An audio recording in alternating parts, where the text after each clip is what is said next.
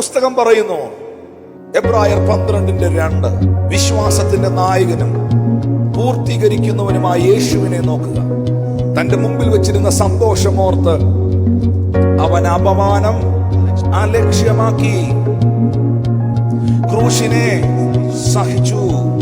പക്ഷെ കുരിശിനെ അതിന് ബൈപ്പാസ് ഇല്ല. ഈ നമ്മുടെയൊക്കെ ജീവിതത്തിൽ നമ്മൾ എത്തേണ്ടടുത്തെത്താൻ നമ്മൾ എടുക്കേണ്ട ചില കുരിശുകളുണ്ട്. ഈ ബൈബിളിലെ ചില വാക്യങ്ങളൊക്കെ തെറ്റായി പറയാറുണ്ട്. നിങ്ങൾ എന്റെ കുരിശെടുത്ത് തന്നെ, കർത്താവ് അങ്ങനെ പറഞ്ഞിട്ടേ ഇല്ല. കർത്താവിന്റെ കുരിശിനെ ആരും എടുക്കേണ്ടത് കർത്താവ് എടുത്തു. ഒരുവൻ എന്റെ പിന്നാലെ വരുവാൻ ഇച്ഛിച്ചാൽ അവൻ തന്നെ താൻ ത്യജിച്ച് തന്റെ ക്രൂശെടുത്ത് എന്നെ അനുഗമിക്കട്ടെ എന്നാണ്.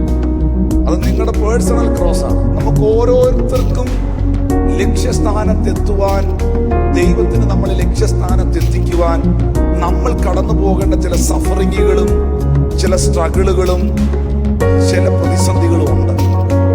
നമ്മൾ അതിലൂടെ കടന്നു പോയാൽ മാത്രമേ ദൈവത്തിന് നമ്മളെ എത്തിക്കേണ്ടടുത്ത് എത്തിക്കുവാനും ഇരുത്തേണ്ടടുത്ത് ഇരുത്തുവാനും മാനിക്കേണ്ടടുത്ത് മാനിക്കുവാനും കഴിയത്തുള്ളൂ. ജോസഫിനെ ദൈവത്തിന് വേണമായിരുന്നെങ്കിൽ സ്വപ്നം കണ്ടതിന്റെ പിറ്റേ ദിവസം അവനെ അവിടുത്തെ ഗവർണറാക്കി, മിനിസ്റ്ററാക്കി ദൈവത്തിന് മാറ്റാമായിരുന്നു. പക്ഷെ സ്വപ്നം കണ്ട ജോസഫ് സ്വപ്നത്തിൽ പോലും കണ്ടിട്ടില്ലാത്ത കാര്യങ്ങളിലൂടെ പോകേണ്ടി വന്നു. തന്റെ സ്വപ്നത്തിൽ പൊട്ടക്കിണറോ, പൊത്തീഫറിന്റെ ഭാര്യയുടെ അപമാനമോ അപവാദമോ, സഹോദരന്മാരുടെ പ്രതിസന്ധിയോ, മിസ്രൈമി അടിമച്ചന്തയിൽ വസ്ത്രരഹിതനായി നിൽക്കുന്ന അനുഭവങ്ങളോ, ഇതൊന്നും ജോസഫ് കണ്ടില്ല. കാരാഗൃഹമോ ഒന്നും കണ്ടില്ല. അപ്പോൾ നമ്മുടെ ജീവിതത്തിൽ പൈശാചിക മേഖലകളല്ല, പൈശാചിക മേഖലകൾ കൊണ്ടുവരുന്നതിനെ ഡീൽ ചെയ്യണം. എന്നാൽ ദൈവത്താൽ അനുവദിക്കപ്പെടുന്ന ചിലതുണ്ട്. ഇപ്പൊ പൈശാചിക മേഖല നമ്മളെ അറ്റാക്ക് ചെയ്താൽ അത് ദൈവം തന്ന സമ്മാനമാണെന്ന് പറഞ്ഞിരിക്കരുത്. തിരിച്ചും പിശാചിനോട് എതിർത്തു നിൽപ്പീൻ, എന്നാൽ അവൻ നിങ്ങളെ വിട്ട് ഓടിപ്പോകും.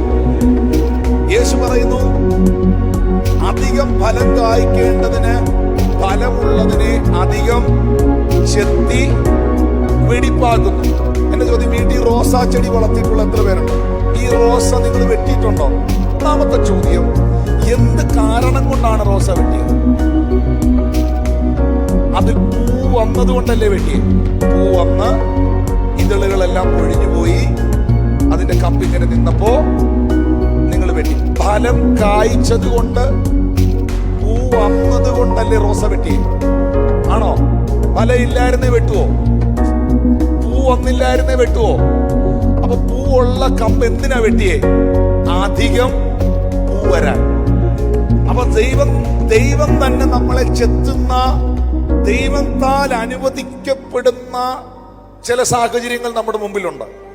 ചില യുദ്ധങ്ങളുണ്ട്, ചില പോരാട്ടങ്ങളുണ്ട്, ചില കഷ്ടതകളുണ്ട്. അത് ദൈവത്താൽ അനുവദിക്കപ്പെടുന്ന ഒന്നാണ്. പൗലോസ് പറയുന്നു, ഞാൻ നിഗളിച്ചു പോകാതിരിക്കേണ്ടതിന് എന്റെ ജഡത്തിൽ ഞാൻ അനുഭവിക്കുന്നൊരു ശൂലമുണ്ട്. ഞാൻ ദൈവത്തോട് 3 വട്ടം അപേക്ഷിച്ചു, ദൈവമേ ഇത് എന്നിൽ നിന്ന് എടുത്തു മാറ്റണം.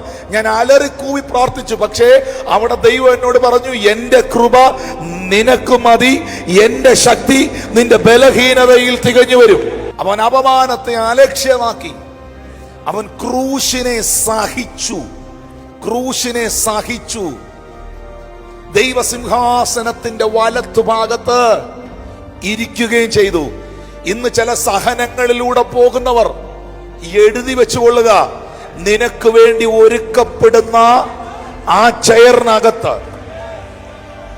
നിന്നെ എത്തിക്കുവാൻ വേണ്ടി ദൈവത്താൽ അനുവദിക്കപ്പെട്ടതാണ്. ഈ പരീക്ഷകൾ നീണ്ടവയല്ല, ഈ പരീക്ഷകൾ നിലനിൽക്കുന്നതല്ല. ഈ പരീക്ഷകൾ നിന്റെ പ്രമോഷനുകളാക്കി ദൈവം മാറ്റും. യേശുവിൻ നാമത്തിൽ ഇതിനകത്ത് ദൈവത്തിന്റെ പ്രവൃത്തി നിന്റെ മേലും, നിന്റെ തലമുറയുടെ മേലും, നിന്റെ കുടുംബത്തിന്റെ മേലും ദൈവം ചെയ്യും.